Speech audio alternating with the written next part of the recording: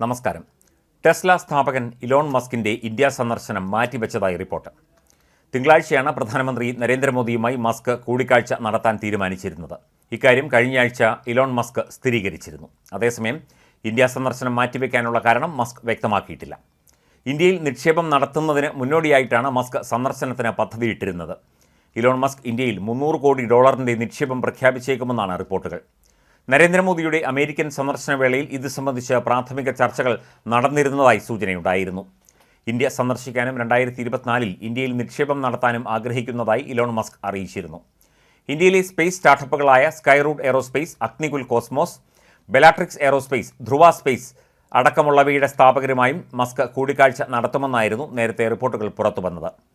കേന്ദ്രം പുതിയ വൈദ്യുത വാഹന നയത്തിന് അംഗീകാരം നൽകിയതിന് പിന്നാലെയാണ് മസ്കിന്റെ ഇന്ത്യ സന്ദർശനം വാർത്തയായത്. ആഗോള വൈദ്യുത വാഹന നിർമ്മാതാക്കളെ ഇന്ത്യൻ വിപണിയിലേക്ക് ആകർഷിക്കുന്ന വിധത്തിലാണ് നയം രൂപകൽപ്പന ചെയ്തിരിക്കുന്നത്. ഇതോടെ ടെസ്ലയുടെ ഇന്ത്യൻ വിപണിയിലേക്കുള്ള പ്രവേശനം എളുപ്പമാകുമെന്നാണ് കണക്കുകൂട്ടൽ. ഇന്ത്യയിൽ വൻ നിക്ഷേപം നടത്താൻ പദ്ധതി തയ്യാറാക്കുന്ന ടെസ്ല ഇത് സംബന്ധിച്ച് ഉടൻ പ്രഖ്യാപനം നടത്തിയേക്കും എന്നും സൂചനയുണ്ടായിരുന്നു. ടെസ്ല സിഇഒ ഇലോൺ മസ്ക് പ്രധാനമന്ത്രി നരേന്ദ്രമോദിയുമായി ഈ വിഷയത്തിൽ കൂടിക്കാഴ്ച നടത്തുമെന്നായിരുന്നു നേരത്തെ ഉണ്ടായിരുന്ന സൂചനകൾ. ഇതേ തുടർന്നാവും പുതിയ നിക്ഷേപ പദ്ധതികളെക്കുറിച്ചുള്ള പ്രഖ്യാപനം നടക്കുമെന്നും വാർത്തകൾ ഉണ്ടായിരുന്നു.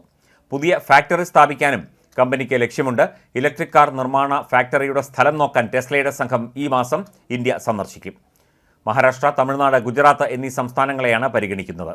അമേരിക്കയിലും ചൈനയിലും അടക്കം ഇലക്ട്രിക് കാർ വിപണിയിൽ മത്സരം കടുത്തതാണ് ടെസ്ല ഇന്ത്യൻ വിപണി പ്രവേശനം വേഗത്തിലാക്കാനുള്ള കാരണം എന്നും റിപ്പോർട്ടുകൾ സൂചിപ്പിക്കുന്നു. $40,000 വരെ വിലയുള്ള കാർ ഇറക്കുമതി ചെയ്ത് ഇന്ത്യയിൽ വിൽക്കാൻ ഇപ്പോൾ 70% ഇറക്കുമതി തീരുവ. വില അതിലേറെയാണെങ്കിൽ 100% തീരുവ. ഇതിൽ ഇളവ് അനുവദിക്കണമെന്ന് ടെസ്ല ഏറെക്കാലമായി ആവശ്യപ്പെടുന്നുണ്ട്.